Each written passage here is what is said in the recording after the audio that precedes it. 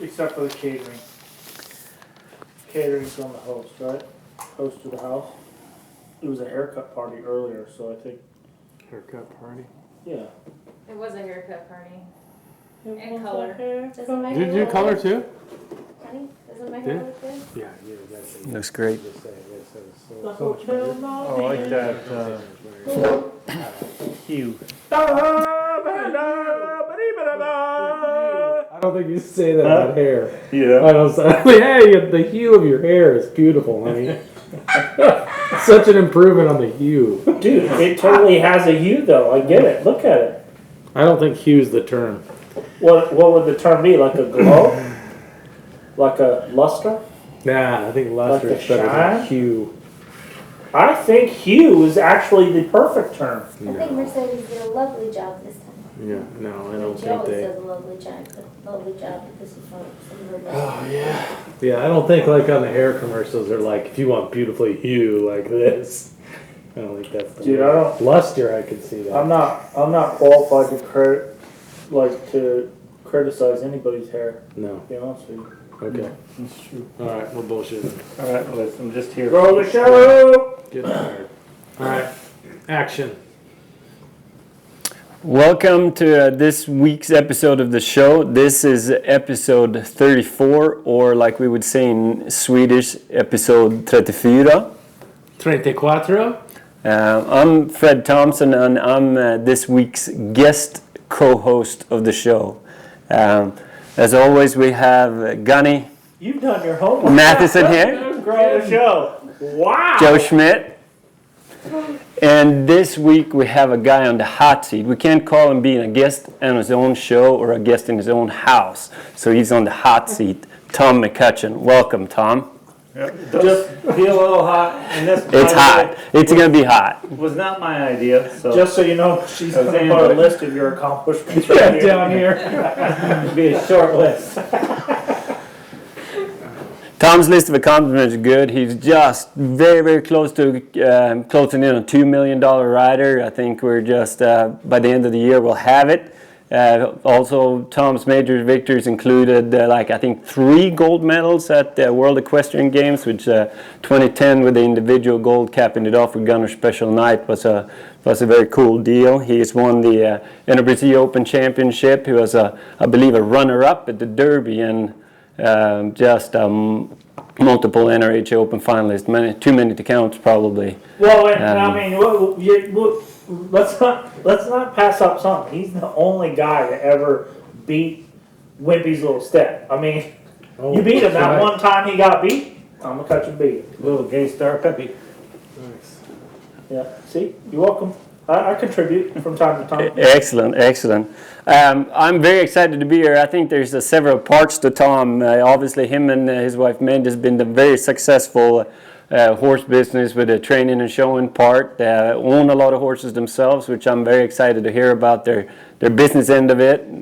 And very successful stallion station and also a rehab center. But still, a lot of people don't like Tom. I mean, well, but we like Tom, so we're doing the show, okay. so we're rolling with it. Get me back on track. You're right. I'm sorry, Tom. I didn't mean that. That's another 2 smart things you've said today so far. Okay.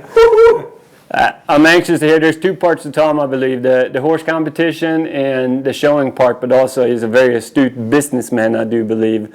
So I'm looking forward to hear about their real estate business and their real estate holdings. So, Tom, let's start us off. I want to know. I know you're born in Wisconsin, but give us the story how you became horses and actually became the sport of reining for you. Yeah. How you became the Tom Mccutcheon. Oh boy. Yeah, well, I grew up in Wisconsin and grew up playing hockey and riding horses and did a lot of different things there. But my dad was in the horse business. My dad started out when he and my mom got married. He started out as an insurance salesman. So he, when he was a kid, he helped do some farm work with his uncle with the horses and whatnot. So he had that background, but one day they had a nice house in town and he was winning awards selling insurance and winning trips all over the country. And he came home to their nice little house in town and told my mom, I bought 100 acres in River Falls, Wisconsin, and I'm gonna be a horse trainer. So my mom's a city girl. That wasn't something she was looking forward to, but she was a trooper and stayed hooked throughout all of it. But growing up, that it was in all of us. We all had a lot of opportunity, and as kids, we all had to work a lot on the ranch. I mean, that was a big part of it. It wasn't, I know my brothers and I, we didn't have a lot of time. See, my 3 older brothers are all in the horses, Terry, Scott, and Jim, but Jim is the next youngest close to me, and he's 9 or 10 years older than me. So I was almost an only child at that point, and the ranch work or farm work in Wisconsin was farm. Texas, it's a ranch, but we had to do everything. We had to fix fence and doctor cattle. My dad was into the roping and the cutting and doing all that stuff, and every piece of equipment we had, you had to be able to work on it a little bit to keep it running. It was typical farm kid stuff. So what age did you start riding though? What age did you move out to the farm? When did you get to start riding horses? I'm gonna guess, my dad moved out to the farm when my oldest brother was maybe just born, or maybe my mom was pregnant, I'm not even sure. So they were already well established there by the time I came along. But I probably started riding, young. I had a pony, I was probably 6 or 7, and rumor has it that I led it for a year before I got on it. And I don't remember that, but once I got on it, I like to go fast everywhere. We had 80 acres or 90 acres of hills and trees, and apparently that little pony, one day I saw him in the trailer, and my dad gave him away because my idea of riding that pony was to get on him, whip him up through the hills and the trees and run, come down time to the tree out in front of the house, go in and get a lemonade, rest for a second, go back out, my pony breathing hard, I get back on, off I go again. So my dad got rid of the pony. They didn't like your training program. No, he wasn't high on my training program with the pony. Sounds more fun than a motorbike. Yeah. It was a good little pony too. I'd ride that. Our driveway was a 1/4 of a mile long, and I could see the bus. My mom would sit there and check the school bus in the morning, and she could see it about a mile away. And that pony would be saddled and tied to the tree.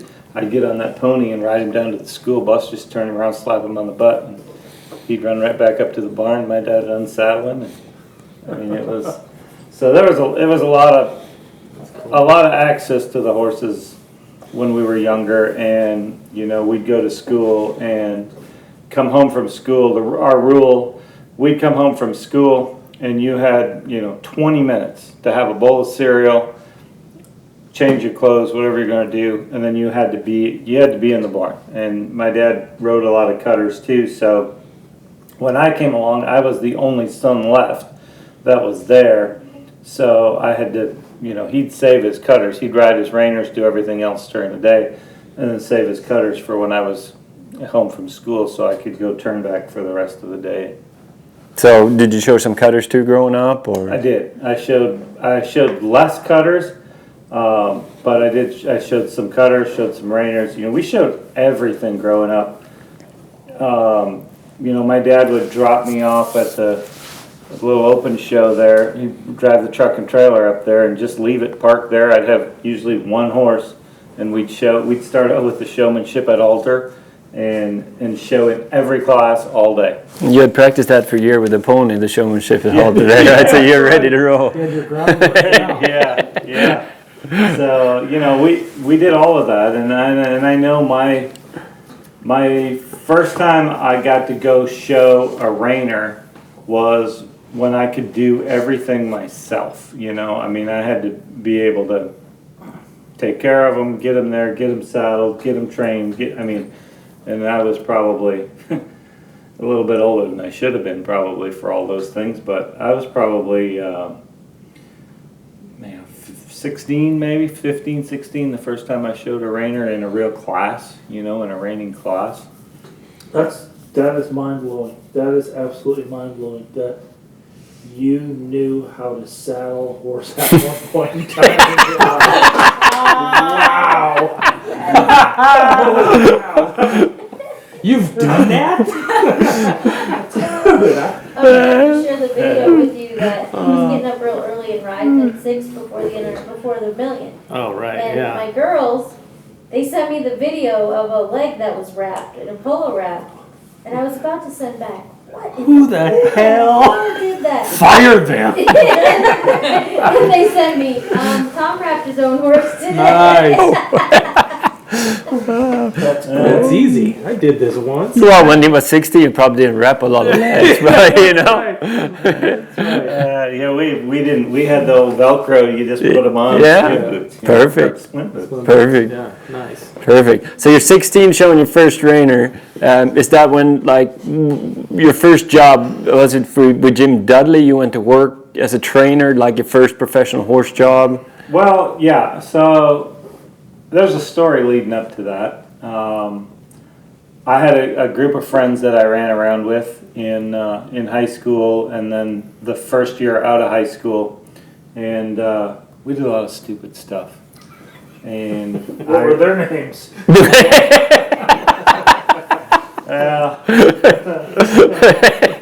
plead the fifth. But Sorry, Philip. yeah, Philip might have been one of them. Yeah, so we had a group of friends, and we were so structured growing up as far as work, and you know, I never went out and partied. I never did anything growing up because there was always enough work to fill all of the day. And I didn't know any better. I mean, growing up in a little kind of farming community, I just didn't know any better. And the drinking age was 18 at that point in time. And when I graduated high school and turned 18, man, it's like a Catholic girl now. I lost my mind for a couple of years. And I rented a barn not too far from, where I grew up. And there was my Philip, this fictional Philip. Yeah. We'll call him Philip. Yeah, we'll call him Philip. And we pretty much made a living just playing pool, and that's how we ate, and we traded a few horses, starting from the time when we were about 14 years old. We hired college kids to drive us around, and we went to a lot of horse sales and went throughout the countryside. And we bought some kill horses. We bought any kind of traders, and it didn't take me long to figure out I just hated the kill horse business. I mean, that wasn't something we did very long, but it was part of the trading business back then.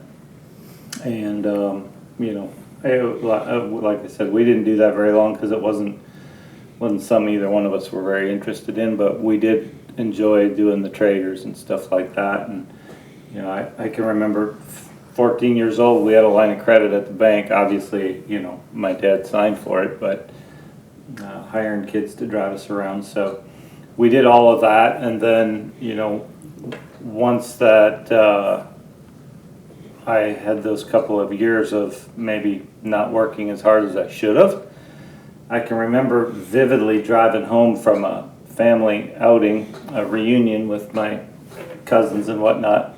My dad says, "Well, it's time for you to leave." And I said, I'd leave? I don't live there now. He says, "No, I mean leave the state." So that's when I ended up going. I knew where I wanted to go. I wanted to go to work for Jim Dudley because he was super successful, and he was one of the bigger guys in our area. Now, he was in the pleasure horses, but he dabbled in the reiners, and I kind of looked up to him. He did a lot of trading and stuff, and so I called him and I said, "Hey," and I didn't know him.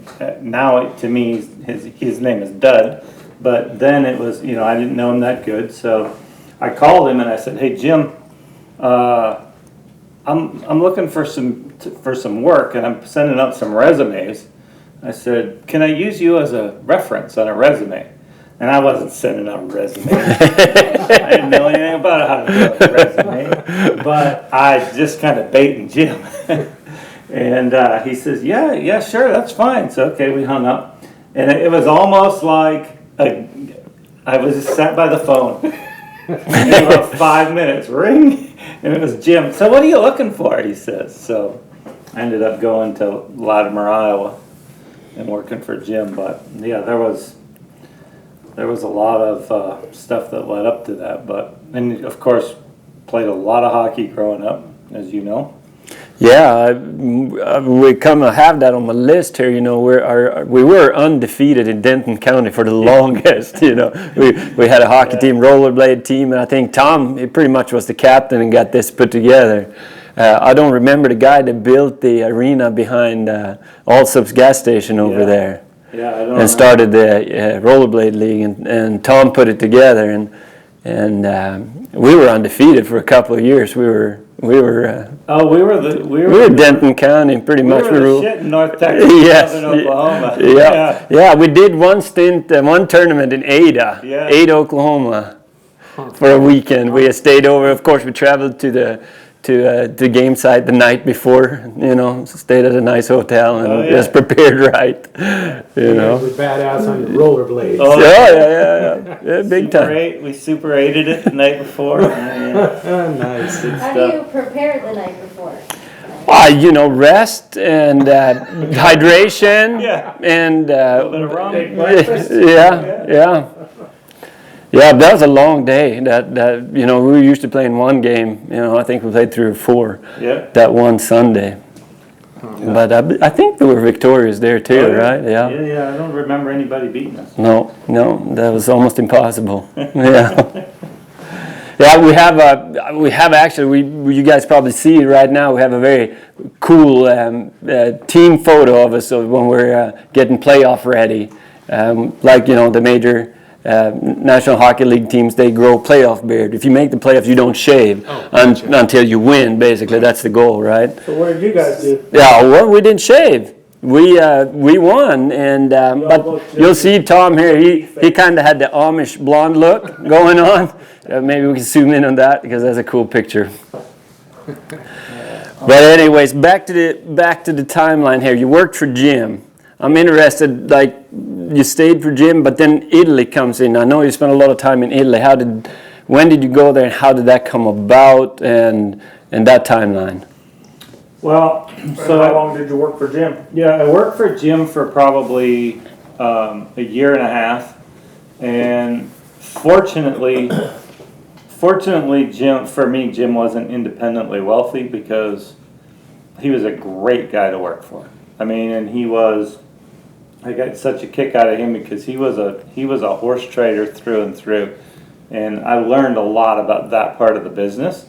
But I was only there for probably a year and a half because I ended up outgrowing him. You know, I had more reining horses in training, and if he'd have had the room, he'd have had me there. I mean, we got along great, but I ended up renting a barn about 10 miles down the road, and in a little town called Hampton, and run my own business out of there. And I had probably 18 horses in training, and get up in the morning, and you guys are gonna have a hard time believing this, but it's true. Get up in the morning, feed them, go through, clean the stalls, and then ride them until 7, 8 o'clock at night. I know. Did you saddle them? I did. I didn't have any help. I never knew this about you, Tom. Yep, I didn't have any help. So, and I'm not saying I got through 18 every day, but I sure enough got through 3 or 4.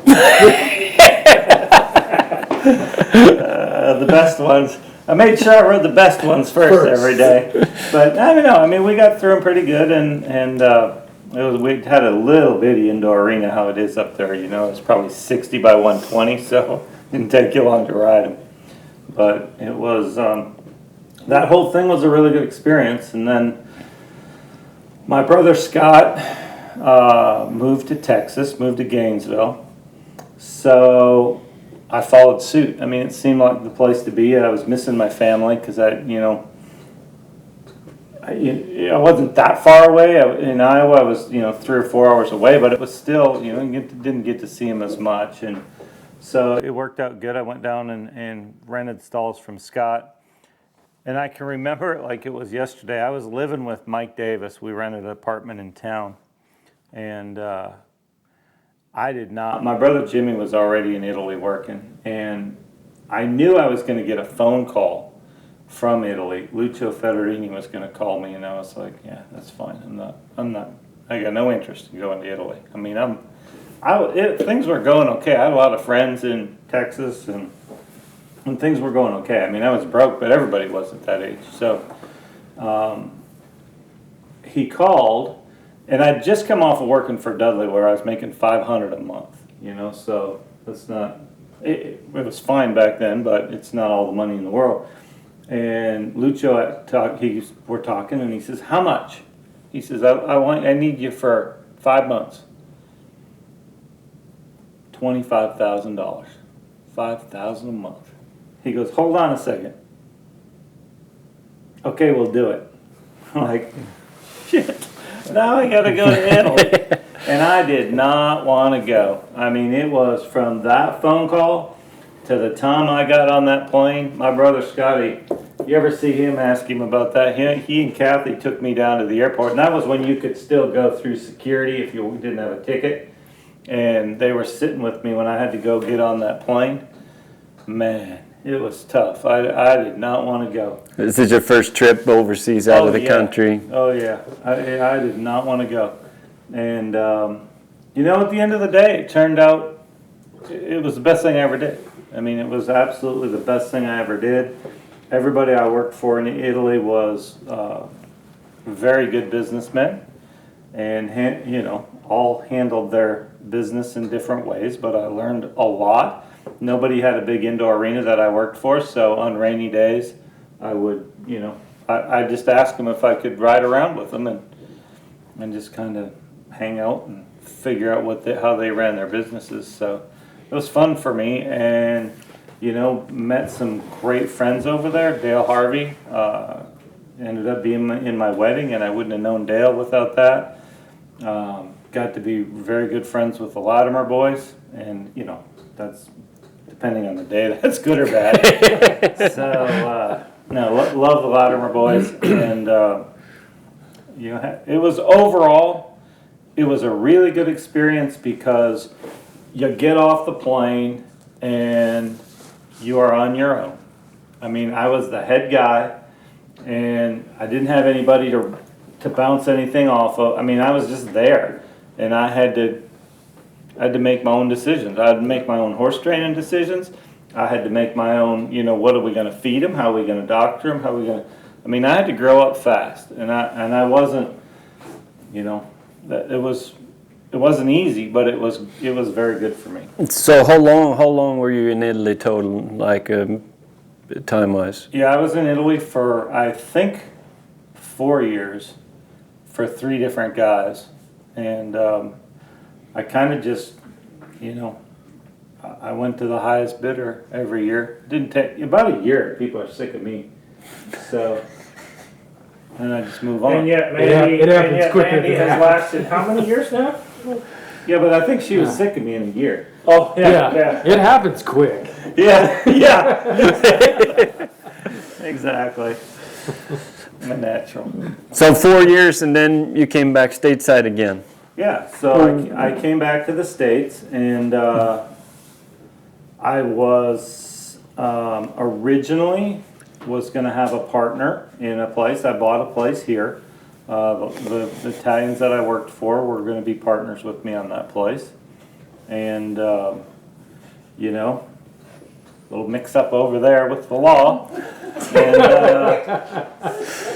And that kind of fell through on that end of it. So I had to grow up real fast because I owner financed it, expecting I would have a financial backer, and I didn't.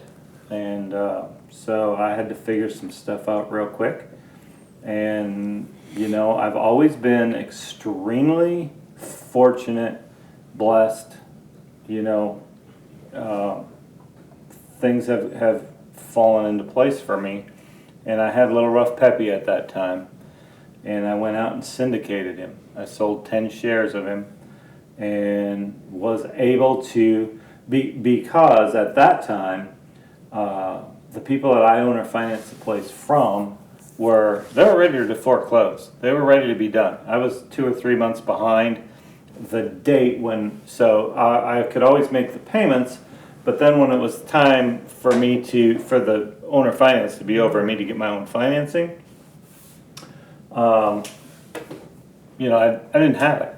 So syndicating Little Rough Peppy helped a lot, and I had to get a loan, and there was a lot of creative financing, create maybe a little bit of creative bookwork. I don't know what the statute of limitations are, but I think You're okay. I'm good.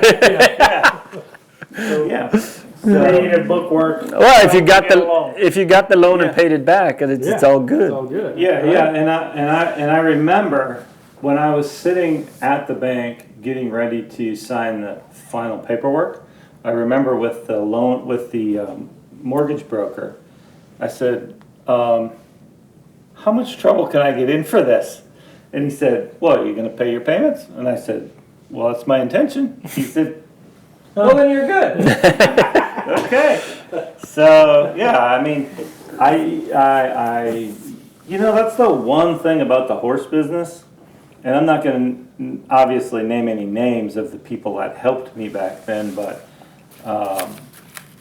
you have access to a lot of people that know a lot of things and know a lot of people, and I would have never, I couldn't, at that point in time, I couldn't get a gas card, I mean, I didn't have, because I went from a kid to going straight to Italy, and everything was in cash, and so, I mean, I didn't have credit. I walked into the bank and tried to get a loan and couldn't.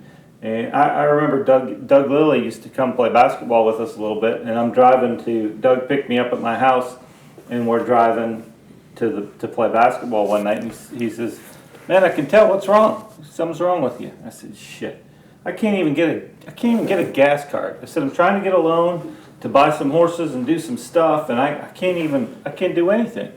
He says, "Meet me for breakfast tomorrow morning, 7:30. So I met him for breakfast. We had a little breakfast. Walked into the bank. He sat me down with the vice president of the bank, and he said, "Hey, this is my buddy. Anything he wants, get it for him." Awesome. And at that point in time, Doug was at his peak, and pretty much had that stroke. Could do anything he wanted. So you have those people in your life along the way that would you be where you are without them? Maybe you would, maybe you wouldn't, but it would have been a lot harder road. Yeah.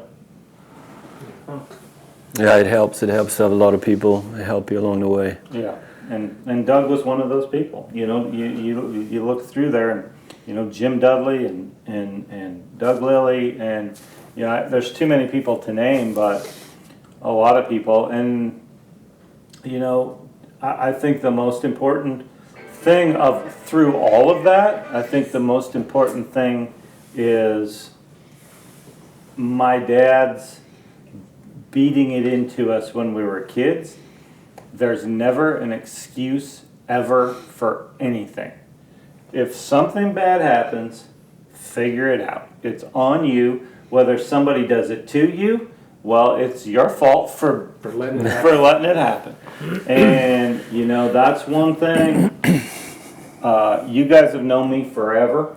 I have never made excuses for anything, and I've done a lot of stupid shit and got myself in a lot of binds. And I just, my dad beat that into us. You just don't make excuses. You just, no matter how tough things are, you just get up and you attack it every day. And there was a lot of hard stuff like that. It would have been easy to walk away from that place, but I didn't want to walk away from that place. I wanted to make it work. And luckily I had Little Rough Peppy, and Little Rough Peppy is he's hanging over my fireplace right in this house. I mean, he was a special horse to me because I had that ability to go out and syndicate him and make that That's work. awesome. I think that's the time frame where I met you, right when you guys came back from Italy, because Dean Latimer, I came from Sweden as a kid. I didn't know nothing, couldn't do anything as far as that. Didn't make enough money to even have a car. He kind of took me under his wing, and Dean was very helpful to me there. But that's when I met Tom first time, and that's right when you had came to St. John's Road, and you had Little Rough Peppy there. He was a little bronky, was he, to start, Little Rough Peppy? Yeah.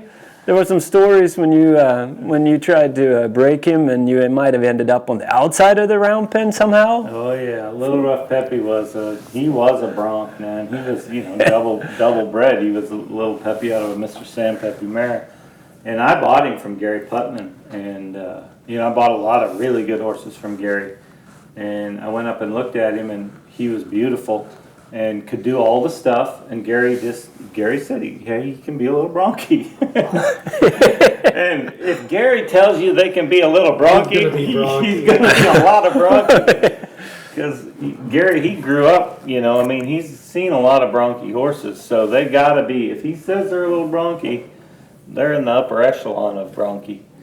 And So that horse threw you out of the round pen. yeah, I got on him, and he'd been started, and I got on him one Monday morning in the round pen just to kind of knock the fresh off of him, and he dropped his head, and I had no shot. Not to rehash the same thing over and over again, but did the saddle stay on? I think it did. Hey, you did something right. Well, I think I had somebody saddle him by the Yeah, time. by then. Dang. Yeah, no, he bucked me off, and I landed outside the round pen, and I called. Then that's when he knew, I said, "This gonna work." Yeah, I called Gary. I said, "Yeah, Gary, he's a little bronky." But this wasn't the first time you ridden him, was it? Or this? No, that wasn't. I rode him some, and I just gave him the weekend off, and he was pretty bronky. We had fun. I had fun there at that place. Guy Woods lived right across the road from me, and Yeah, there's a little bit of a story there, a Guy Wood story. Forget Tisha's last name. Willoughby, yeah. She was over there riding with Tom. There was Tom and Tisha on the outside track, and she always had her riding helmet on. And the guy would work cutters in the morning, and he'd wander over and sit and harass Tom on the fence. And he'd come over one day, and he said, looks at Tom and said, this lady has heard about your program. I mean, you got the helmet on. yeah. So I think it was a lot of good ribbon there. Oh my God, Guy was the shits. Now he would always. I'd buy a new horse, and he'd come over. He'd always come over in the afternoon, and if I bought a new horse or something, he'd walk in. What's this one? That's the one I just bought. I'd be all proud of him. He says, "Think he's gonna stay sound built like that?" I'm like, yeah. I mean, he always. Guy is just he's just an asshole. But that's most of my friends are assholes. So he's a good guy. I had a lot of good times with that guy. So from St. John's, we went to Green Valley Farm. What year was that? You built Green Valley Farm with the Pickett family? Yeah. So how that went down is the Picketts bought half. They bought half a Little Rough Peppy? How that went down was Tisha meeting Nancy in the post office and Yeah. at the airport. Craziest story ever. Craziest story ever. I do recall this story now, yeah. So Tisha, she just helped because she was just a nice lady, and she didn't work for me, but she just helped me out here and there. And so she was dropping some stuff off at the post office on her way home for me. And she's in the post office, and a lady comes in and she says, "Oh, I just love your hair. Where do you get it done around here?" And she says, "Well, I don't get it done around here. I live in Plano." I mean, she lived in Plano. Allen. So they get it done in Allen. And she says, "Oh, well, what are you doing up here?" She says, "Well, I have horses. I have my horse up here with Tom Mccutcheon, and I drive up here every day."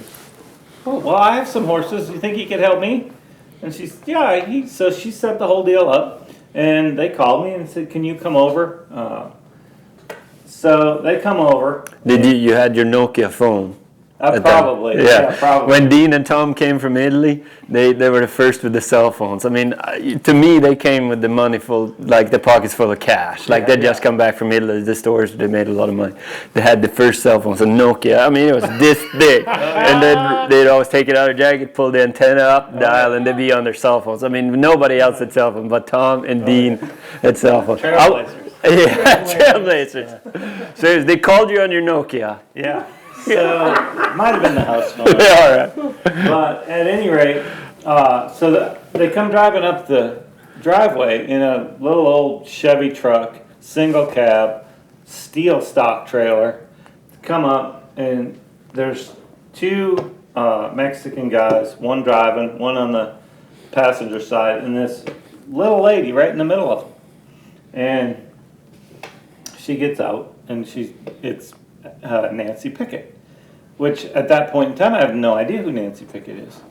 And they have these two Arabs. They're not even halter brothers. So I said, okay, well, let's just, which at that point in time I'd take anything that paid monthly training. So I said, okay, let's just back them up to the barn here. And so they backed up to the barn, and I had a girl working for me named Dory Bell. I don't know if you remember Dory. I do recall Dory. But she went in there and got him chased out of there, and I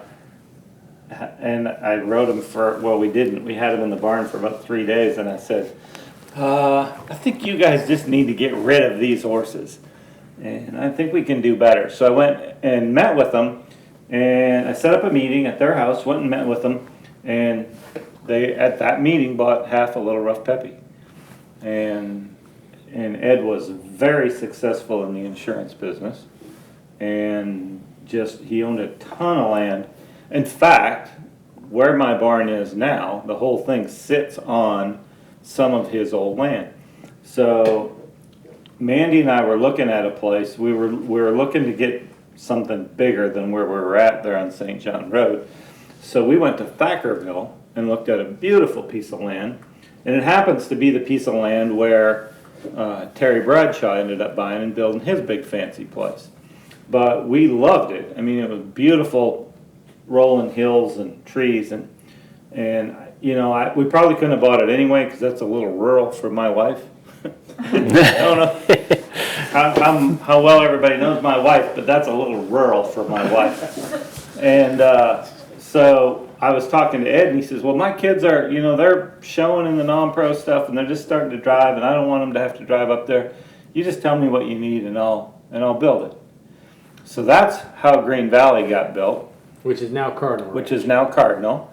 So we ran it, Ed and I and Gary Putman, we hired Gary to come in and run it, and I run my business out of it, and I don't know how long we did that exactly, probably 7 or 8 years maybe.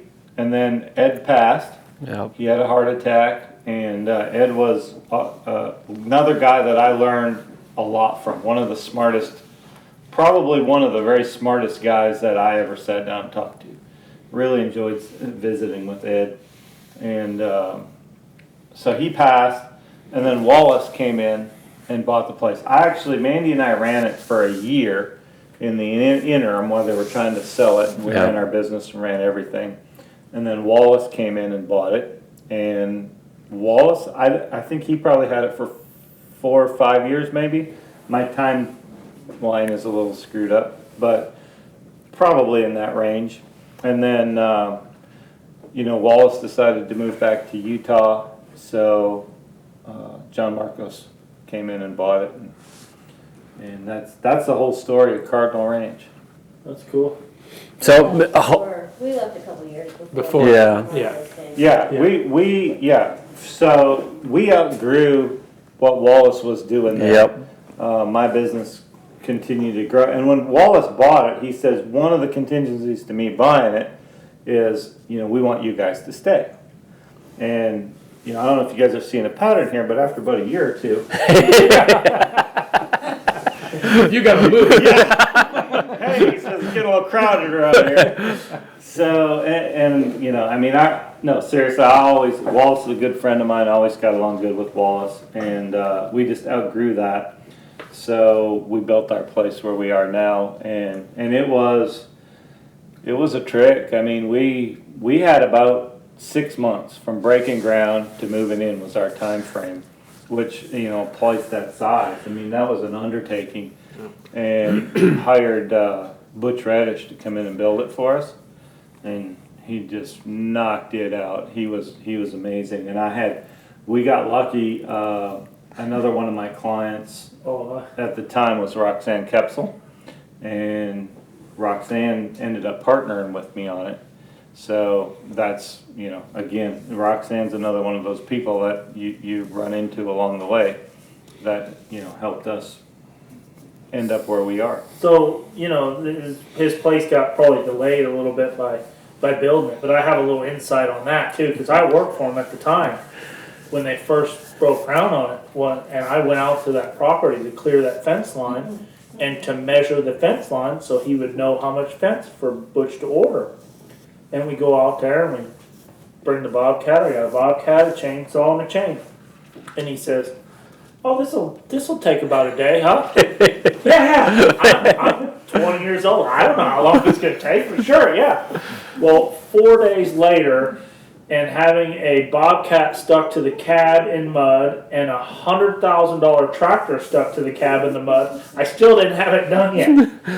But we were working real hard on it. I was doing. You were in charge. I was in charge. All right, excellent. We had the Bobcat stuck. But not we. He had the Bobcat stuck, and then he went to pull it up with the tractor and got it stuck.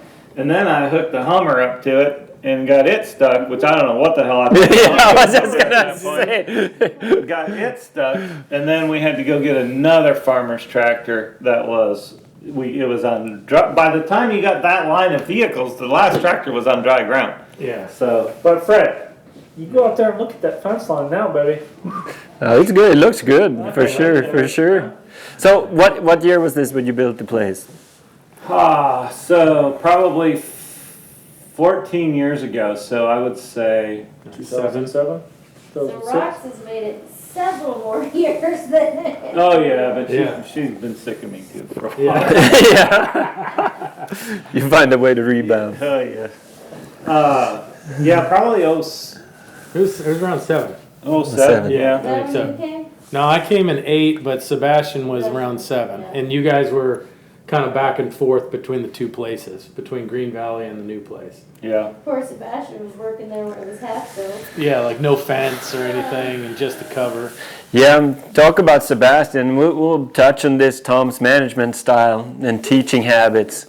I don't know exactly how much I had to do when Sebastian came to work for you or not. I think maybe you made a phone call, said he's a good guy, really good guy. And Sebastian's a great friend of mine.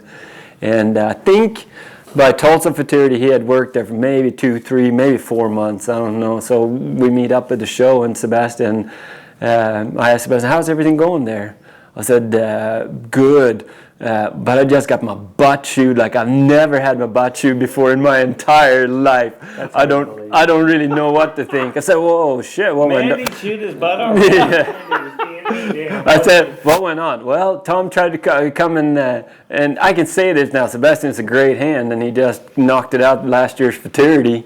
He said, Tom, come and try a couple of my 2-year-olds. And then about 15 minutes into it, he just got off and said, this is the most poorly trained 2-year-old that anybody has ever freaking trained for me. I said, you better shape up. You want to stay on the line here. I said, I don't know what to do. I said, you're fine, Sebastian. Probably just stay on it. You know, I think that's he's trying to dominate you, but you're good. Yeah, that doesn't sound like something. Is that the style you kind of adapted that you're rolling with? Sound like something I'd say to him. No, he always says such nice My things. experience wasn't like that at all. Yeah. Maybe Sebastian caught him on a bad day. Got him on a bad day. Yeah. They might have gotten a Hummer stuck in the pastures. Yes. Yeah. I don't know that he ever told him just to lay awake at night. Yeah, that's what he told Gunny. Yeah. I remember that. What did he tell you? He told me to lay awake at night and figure it out. All right. Did you?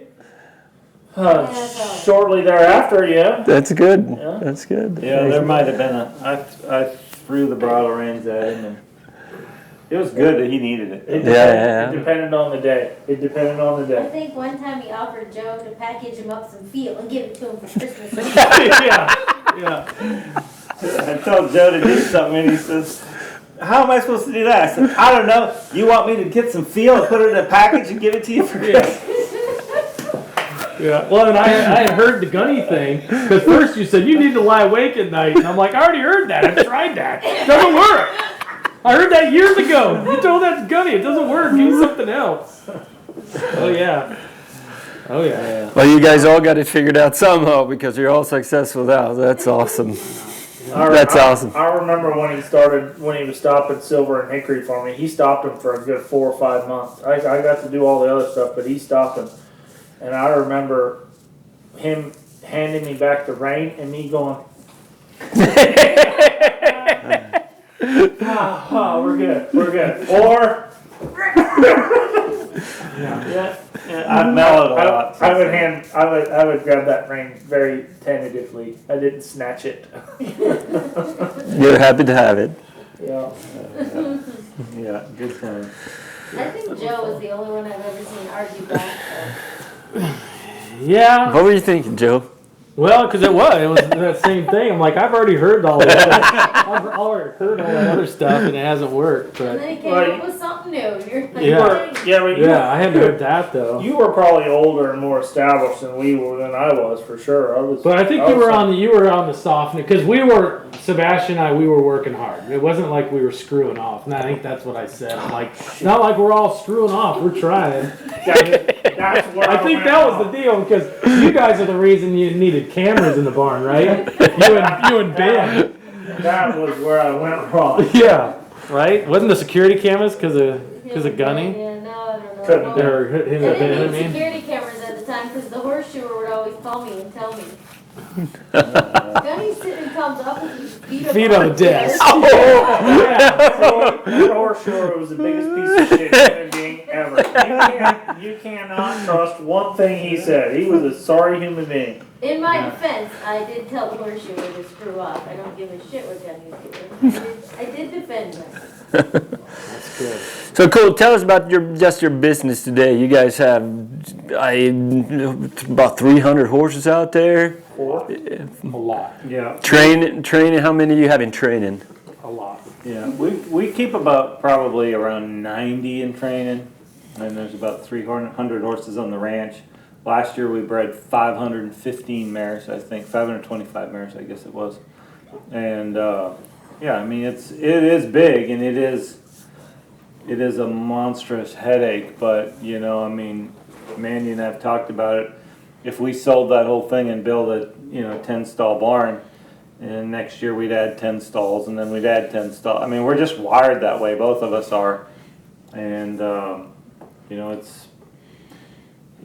we both have the same mindset as far as we can't just sit still. I mean, it's just always grow, and it's not been without problems. You know, I mean, I probably almost screwed it up about as good as you could. I think it was the end of '09. We owned a lot of stock, and we owned a lot in the of real estate, and that was a super tough time. And we probably within 3 weeks' time lost $1 million.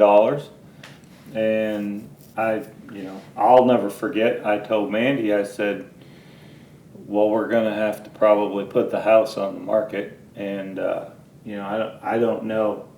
I mean, I was a zombie.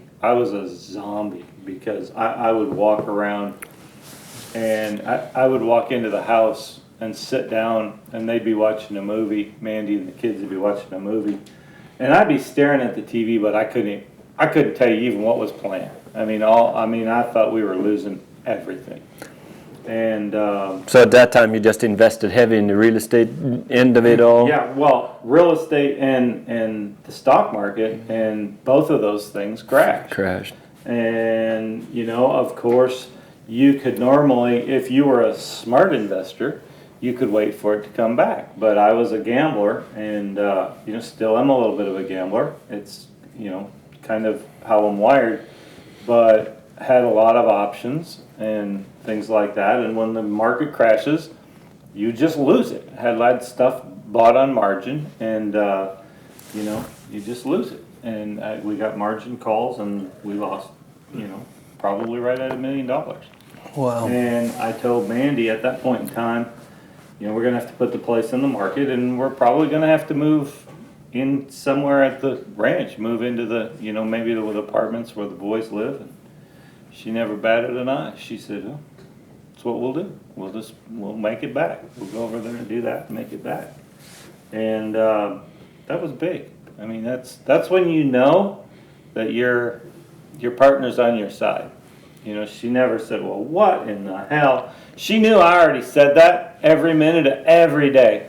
At that point, I already was hard enough on myself that, that was tough. But the only time I really saw her emotional is when I said, "We're gonna have to lay the housekeeper off." You knew that was coming, right? I saw that happen. I know. I'm like, man, I'm buying into this. Wait a minute. It's coming. Yeah, no, it was all true. She was awesome through all of it, except when I said and we did lay the housekeeper off for like 2 weeks. And at the end of the day, it wasn't as bad as, losing $1 million ain't great, right? But we were in a better position than I knew at the time. It's just at that time, I shot everything by the hip. I didn't have, as you guys know and always tease me, I have a budget. I know where every penny is all the time. And, great. and it's because Mandy loves that too. That makes her cry. And, and that's because of the mistakes I made that cost me $1 million. But that $1 million made me many times over that because of how I changed the way I do business. So, now I'm meticulous I know where every penny is. And I can look over the bill out and stuff at the end of it, and I can just look at the number and go, I don't think this is right. I've changed a lot about how I do things, and it's all because of that. So I think, again, you don't blame anybody for things going wrong. You go, okay, that's a lesson. I didn't go to Harvard. I didn't go to Yale. I didn't go to some fancy school that was going to cost me a lot of money. I spent my money in real life, So, your opinion, you're like, first time you do a deal, you're not as good as you need to be doing that deal. But second deal, you just get a lot better, right? 100%. So obviously, you turned that around, and today, are you still big in the real estate today? Yeah, we're very big in the real estate today. We own, probably between 22 and 25 properties right now. And, it's still a learning process. Sure. I'm still a horse trainer. Yes. That's done a lot of real estate deals. But I'm not it's still, every deal teaches me a little bit more, and I try to hook myself up with the right people. I know a lot about real estate because I've been trading it for 20 years. But there's still a lot of guys out there that know more than I do. Sure. And I'm aware of that. But we own a lot of properties, and Are mostly rental homes or? Rental homes. We've flipped some properties. We've bought and flipped a lot of land, and we don't do a lot of buying houses and fixing them up type of thing. We'll buy a house and maybe do minimal fix up. Use it for our employees for a while and then flip it off when the market's good or whatever. And I think I've always tried to do like most of my employee housing and stuff off the ranch, because if you put it on the ranch, you're just putting all your eggs in that basket, and you're never going to get, you're not liquid at that point. When you buy, when we have probably 10 or 12 houses around the Aubrey Pilot Point area, and then at least 10 or 12, maybe a few more. and then several pieces of land and lots and whatnot. And I think that just keeps you so much more liquid, you know, if you did, you know, if you have everything at the ranch and anything went to shit, everything's at the ranch. And Yeah. if you have, you know, you have all these other properties and stuff goes to shit at some point in time that you don't foresee, you can sell this one, sell that one, and sell it, and you still keep the ranch is the moneymaker. I mean, at the end of the day, the ranch is the moneymaker for us, and it's paid for the horses, or for the real estate. You know, it's let us get into that, but the ranch pays the bills from day to day, and the real estate we've made a lot of money in the real estate, but the ranch has made it happen. Now, do you want to sell the Cherry Street property? Because I keep getting calls. Every day.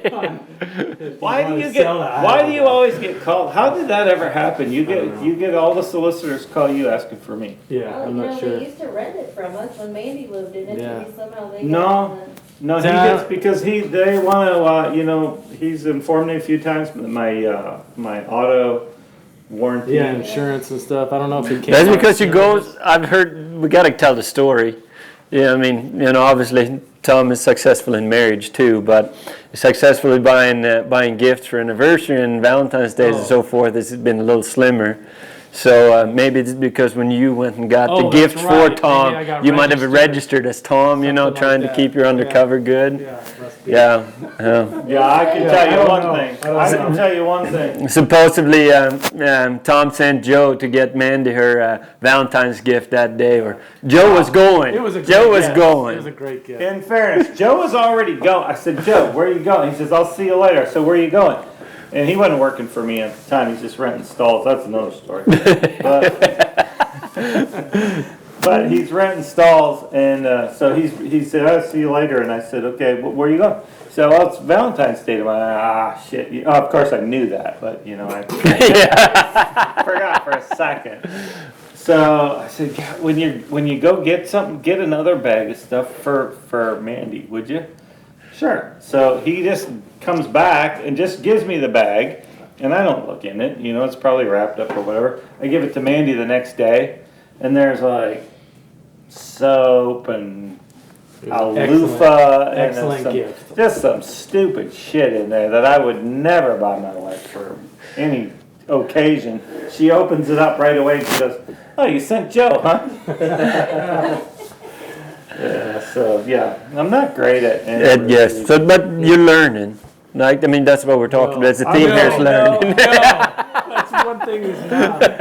Even Gunny, No. like Gunny's got it figured out. A Yeah. rose for every year. Yeah, he gets all, Like, I mean, all romantic. Gunny's got, Oh, wait, how many Yeah. roses did you buy today, Gunny? A lot. Well, that's right. Happy anniversary, dude. Yeah, happy You and Monica. anniversary. So cool. That's a Glad you could be Valentine's here. Day thing. How many years? Sorry. How many years? Married? Yeah, 9. 9. Oh, really? Oh, that's right. Oh, sorry, that wasn't your wedding. I forgot about that. That was a good wedding, by Yeah. the way. That was one of the better There was weddings. a lot of cool people there. Yeah. yeah. That was a big deal. So, Yeah. with the ranch and the horse business, what's your next step there? I mean, you're still developing that every day. I mean, you have the stallion station, you have the rehab center. You guys, Developed we haven't yourself right on out of there. we haven't touched on it, but you own a large amount of horses yourself, too, that you buy and sell. Yeah. Do you consider that a big part of that business? I think so. I mean, we own, usually always, we try to keep our numbers between 70 and 80 horses. And that's a lot, but you know, I mean, it takes a lot to keep horses for Mandy and Carly, and it used to be Cade, you know, Cade's doing his own thing obviously now. He still, you know, works out of the ranch and works for us and whatnot, but, you know, it took a lot of horses, and it takes the whole gamut. I mean, you can't just have show horses. Now, you guys know what it is. Everybody knows what the industry is now. If you want to go buy a 3-year-old that you think's a level 4 3-year-old right now, you're going to give $150,000 to $400,000. And so I think the only way you can do that is by going out and buying yearlings. If you're me, I mean, I'm not in a position to go out and give 400,000 for a show horse, and so we try to do it. We try to treat it like a hockey team or a basketball team or an NFL team, and have a draft, and that's our yearlings, and bring them up through the system and have that. And I think another advantage to that for us is if we sell somebody a horse as a 2-year-old or 3-year-old and it doesn't work, we always have such a large number of younger horses. We'll take it back in on trade, and we'll just I hear you all. any more money. They just all Yep. they can keep rolling, and it's good for us because we keep clients happy, and we've had a lot of clients that we've had for a very long time, and it's good for them because they don't have to spend any more money. I think most clients now, they're not under the illusion that they're going to make any money on this. It's just if a horse doesn't work, they don't want to keep spending money on it. So we have the ability to be able to help them out of those horses and put them into something else that has the chance of going on and being good and recouping their investment. That's the one thing I try to do now is I try to have more inventory myself. Because man, you want to stay relevant. You gotta put your skin in the game too, and sometimes that's what it takes, I think. And having inventory horses I like, they're easy for me to sell to somebody else. So Yeah, without a doubt. And you've got your own place, as do we, and I think that helps a lot, having your own place. For somebody renting stalls, it's not feasible to have No. 70 to 80. Yeah, it could, just a feed bill on 78 head of horses is quite significant. So I mean, you got to be successful in order to do that. You got to have quality and that kind of deal. Some So of them are harder for me to sell than others, huh, Freddie? for sure, for sure. I just, and I do the budget, and I charge us for our own horses. I mean, my own bill this month was $60,000. My Wow. own bill to the business. Yeah. So it takes a lot. I mean, That's a great way to keep track of it, though, as Yeah. far as what you're spending on stuff. So yep. that's all. But now, I mean, you guys are very successful. The whole family is winning in every way across the board there. So that's really cool. If you were to give advice to the young trainer coming up, what would that be? Like coming in, breaking into business. You've been through it all. Well, I think the most important thing is horsepower and trying to put yourself in a position where you can get on good horses to learn. Getting on any kind of horses, you're going to learn. And nowadays, no matter where you decide to go work, everybody's got good horses now. The business has changed so much from when I got into it. Now everybody's got their colts are by a stud that won a lot out of a mare that's produced or won. I mean, there's a lot of opportunity. If I was going to give advice to somebody brand new that was trying to break in, put your head down and work. That's it. I mean, there is no substitute for that. Just put your head down and work. Show up and shut up. There's one more. Show up, shut up. No shirts, no Keep shoes, up. no. Keep up. Keep Show up. up, show I up. might have made that up. But anyway, Never heard that one. no, I might have made that up. But at any Catchy rate, though. yeah, I like You could put that on a shirt. it could It's just What was a it? new T-shirt sale. Show up, shut up, and keep shut up. Keep up. You Where can we get stupid. those made? Yeah. Just stitch it. Call, just stitch it. 1-800, just stitch it. Yeah, so that would be my, Yeah. hook on somewhere good. And it doesn't matter where you are. If you are, you don't always, there's a lot of opportunity now. Let's say you go start for somebody that is entry level and you do the best job that you can at that place. There's always people looking for help. It's so easy to climb the ladder right now. Yeah. I mean, when I was breaking into this, there was no ladder to climb. Yeah. I mean, now, Italy was the best option. Yeah. And it was a great option, and it taught me a lot, and I wouldn't trade it for anything. But now there's so many options here. Yeah. No, I thought about it. It's almost like guys went to Italy just for the experience to train horses and show horses, because there was nobody domestically there to do that, and then you got paid good money to go there. Yeah. But here now, the business has grown so much here now that has changed so much. That doesn't happen today. Like, no Americans go to Italy to train hardly anymore. But back there in the late 80s, early 90s, there was a lot of you guys doing that in Europe, all over Europe for that matter, in any discipline, because Europe were starting up. So. No doubt. And the money was great, but it just was a bonus. I mean, it was really about The opportunity. the opportunity to ride a lot of horses and get in the show pen a lot. Yeah. And it was. Like I said, the money was a bonus, but now there's so much opportunity here, and you don't have to starve to death. I mean, we pay kids stupid money. I mean, it's not stupid money compared to if you wanted to go be a nurse or a doctor, but to start in this business, you get a place to live, and you get X amount of dollars. You get paid as much a week now as I used to get paid in a month. Yeah. I mean, and obviously that was a long time ago, but still, $500 wasn't a lot back then either.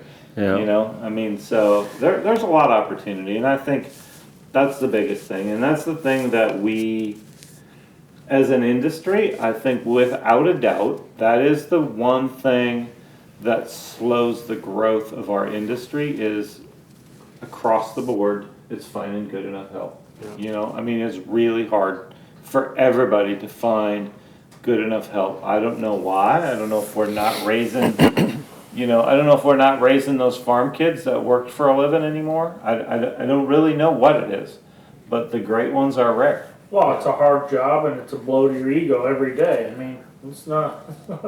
No, without a doubt. It's not. No, but like you said the other day, you gotta crave it. Yeah. You gotta crave it. But it wasn't super rewarding all the time either. When you came to work for me, It was great. I mean, Best day of Gunny's life. We talked every day. Yeah, that's We said right. good morning in passing. That's right. In a high five kind of jumping high five motion. It was great. yeah, I mean, there'd be a water leak, and I'd say, "Hey, Gunny, there's a water leak over at that property," there was no bitching and moaning. No, Yeah, I just yeah. dove into it. You know Yeah. what I did the first time? You know what I did the first water leak? I went to go turn the water off and I unscrewed the main line. There was water coming out of that thing as high as this house. And I called Tom and said, I think I turned the wrong knob. Yeah, I turned the wrong knob. I didn't get yelled at too bad for it. But you learned. Well, he put Well, it. I was an expert after that. Yeah. Yeah, you learned. Exactly. but You he got learned. You learned. Yeah, you Nah, learned and you figured it I out. would have yelled at him if he'd have called me and he had done nothing after half an hour and said, "Well, what do I do?" Then I would have yelled at him. But he was trying, so It's awesome. yeah. This last freeze, like the North Texas freeze, was no problem for me. Plumbing mastered 101. And what did you tell your help? to fix it all for me. Well, you learned. You learned. I handed him my blue credit card and I said, go to the hardware store, do what you need, handle it. Yeah. I'll see you tomorrow. You went to Tom Mccutcheon School of Operational Management. That's right. Well, actually, I did have a meeting The with Tom. student becomes the teacher. Yeah. We did have a meeting. It was inside in a warm place. So, any business advice for the young trainer that's out on their own and just needs more help? When we go into horse training, we don't get handed the business manual on how to do it. Do you have some good advice? Well, I think most important thing is keep track of things. I mean, I know. So if I sit down and I'm meticulous about it. I sit down and do my budget every at the beginning of the month. So I know. So this is May 1st. I knew if I was going to lose $30,000 this month, or I was going to make $30,000 this month. And it sounds like a silly number, but it's in my numbers. It's not. I mean, those are the realities. There's months I lose $30,000, and there's months I make $30,000. And honestly, the months I make $30,000 are a lot less than the months I lose it. But when you know May 1st, okay, I'm in the hole 30,000 this month. I have 30 days to catch that up. It's not daunting. It's not a big deal when you run at the numbers that we run at. Okay, it would have destroyed me as a 20-year-old kid, but at the numbers that we run at now, it's a several $100,000 a month to break even at my place. So that's a small percentage of it. And when you wake up in the morning and you go, okay, this is where my numbers are, and you have the whole month, it's very doable, and that's why we have 75 or 80 horses all the time. And, selling, I don't know that anybody sells any more high-end reining horses than we do. I mean, there's a lot of people that sell, there's a few people, probably not a lot, but there's people that sell more horses than we do. But there's not a lot of people that sell more high-end reining horses than we do. So, you knock out a commission, you sell one for 50, you sell one for 75, you sell one for 100. All of a sudden now you've made $10, $12, $15,000 in commissions, you're halfway there, and you just keep knocking it out, and you sleep good at night. When you don't pay attention to that stuff and you don't know your numbers, all of a sudden it's the 26th, 27th of the month, and you're overdrawn, and then you got to make a stupid decision. You got to sell a horse that's worth $60,000 for $30,000 because you didn't know your numbers, and you need that money now because you're overdrawn and you got checks that are going to bounce. So that my one piece of advice is know your numbers right from the start. And like I said, I'm meticulous about it, and not because I'm a good businessman or a smart guy, because I got my ass handed to me so hard by not knowing my numbers that I figured it out real quick. It's so great. One time I bought too many donuts at the donut shop, and I was still in the parking lot on my way out, and I got a phone call. Why are you spending $25 at the donut shop? You don't need that many donuts. I'm bringing donuts to the barn. It's fine. Yeah, just ease up on that, okay? Yeah, let's not make it a habit. Awesome, man. Time has just flown by. It always does. Really cool to learn about all this stuff. I've known Tom for a long time, but I didn't know the timeline of the stories, how he ended up where he ended up. I wish we could have trashed him more, to be honest with you. Well, now wait. What about the green suit? Well, I mean, when Tom was in Italy, he developed a very keen fashion sense. So when You had a green suit? Yeah. so when we came back here, I was always too young to come. Olive. Yeah, I think he still has it, Fred. He still has it. Now, All right. wait a minute. No, So yeah, if we it's olive, that's okay. It was Green- olive. I mean, green. I bought it in Italian, it was Olive. believe it. Excellent. So yeah, we'd go play hockey. We'd undefeated in Denton County, and then we'd come back to Tom's house, and everybody would get ready to go to bar. I was still too young to go, so I just had to stay at Tom's house, and Tom would take out the green Armani suit, or olive-colored Armani suit, and then that they were going fancy places. So Nice. yeah. I hadn't seen that. And we have some pictures. You made it big when you go to the Halloween party and there's two people dressed up Just as you. like Tom. Yeah. Yes. There was not two Batmans and there were not two Supermans, but there was two Tom Mccutcheons. Yeah. So some of the old days with the blonde mullet is there. And we're super glad that he's bringing that back. Yeah. And see that? there was a time. Good. Yeah, that Feels right. the interview of the WAG at the Kentucky Derby, that didn't feel right. No. This No, feels that looked right. awkward. Yeah, That it looked did. awkward. Yeah. This feels right. I was uncomfortable watching it. Do you think the first time I ever saw Tom, I hadn't met him then, was at a volleyball tournament in McQuaid's, and I think it was like in '94, and he may have had braided the mullet and had beads in it. And That was cool, though. that was his keen fashion sense that he came with. You know, there was a soccer player in Italy. His name was Roberto Baggio, and he did that. He And I did that. thought, yeah. that's the way to go. I don't know that worked out exactly like that for me, but you know. But hey, you felt it. Pretty close. Pretty close. It worked. Yeah. Boom.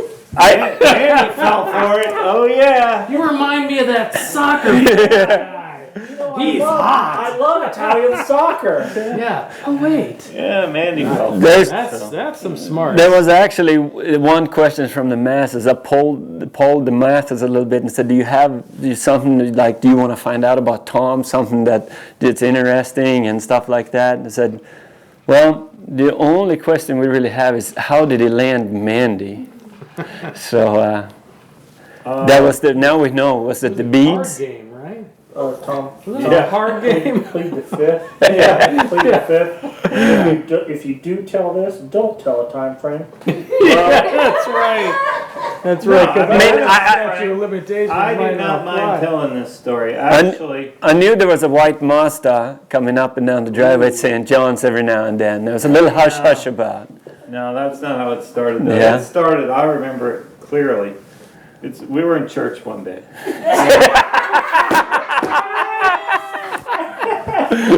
And lightning just struck. Show is now over. Church. Yeah. Really? And it was, well, you know, you figure it out. Yeah. Well, it's been great. Awesome. Yeah. About time to wrap her up, huh? I appreciate you guys watching. Tune in.